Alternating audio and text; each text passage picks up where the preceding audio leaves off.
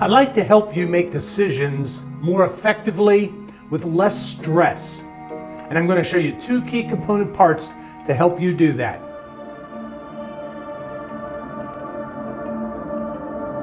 Hello, tribe. Welcome. For those of you who just joined us, my name is Gary Alquist, and you are with the Thirsty Warriors. We are a tribe of small business owners and salons helping each other grow their businesses. So welcome. Today I want to deal with helping you make decisions. And certainly coming off of the debacle that we just have gone through, we have to make a lot of decisions. And I want to help take the stress out of making decisions for you in your business. Would you like that? Good. Now, there's two key concepts and realities that you want to be aware of when it comes to making decisions. The first single most important one is risk. Every time you make a decision, you take a risk. Now, risk is that something could happen against you, something bad, something that it didn't work out the way you had planned, and so you had a loss of something, a loss of money, a loss of time, a loss of people, whatever that might be. There's always a risk associated with decisions. You make hundreds of decisions per day. Think about it. You have to decide to wake up in the morning, right? You sit up, you roll over, you put your feet on the floor, and right away your decision is, am I going to go to work or not? How am I feeling? You check yourself out. There's a decision on what you're going to have for breakfast. Think about all day long you make decisions. Now when you go to work, when you open the business up, you have a little more serious decisions because it affects yourself, your business, your finances, and every single person associated with your business. Have you ever thought of how many people rely on your business? You, your management team, your front desk, your staff, their families of that staff member, every client that comes, the suppliers that call on you. There are just so many people relying on your business. Have you ever thought about it? That can sometimes be a heavy burden, a heavy weight on your shoulders, can it? But I want to help you because when you are making decisions, and I want you to write this down and make a list of what I'm about to share with you. This is very important. You want to know, what do I have to leverage to reduce my risk? So it's leveraging something to reduce the risk in it.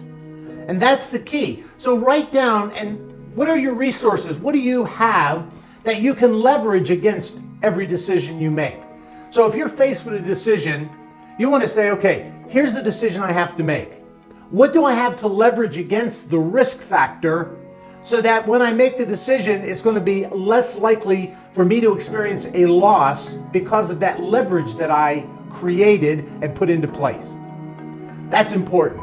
So I hope you will write that and get in tune with the leverage and resources that you have to leverage, the people that you have to leverage against all decisions that come with a risk. I want to leave you with this story.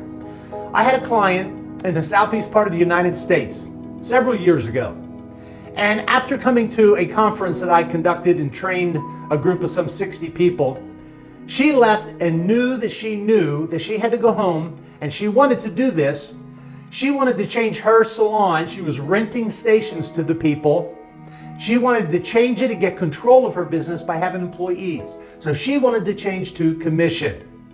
Now, if you've been in this industry for any length of time, you know what the risk is, correct?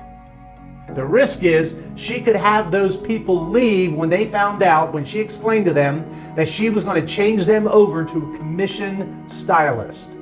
So what did she do? She had learned about increasing leverage. We talked about it. And she went home and decided she was going to make several $1,000 investment into her retail. She put in a retail store. I'll never forget her telling me this after the fact.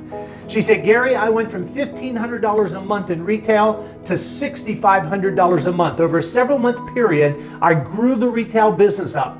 Now, being so profitable, she now has some leverage to make the change. So she made the change and converted them to commission. She had 4 people. 3 of the 4 left. 1 stayed. So she had this increased retail business that was more profitable. 1 person stayed, so she still had revenue. Plus there was a better margin on that revenue because she was paying out less. The 3 people who left, she started recruiting. Over another several month period, she recruited and filled every one of the stations with employees on commission at the right level, 40%. And she said to me, Gary, the best thing I ever learned was about leveraging to reduce risk. She said, you know what? During that entire period of time, the cash flow from the retail alone covered that transition. I never had to come out of pocket for a single dollar to offset the loss of those 3 until I recouped. That is increasing leverage to reduce risk, so your decisions will be better and in your favor. Stay tuned. We've always got great information coming up next. Have a great day.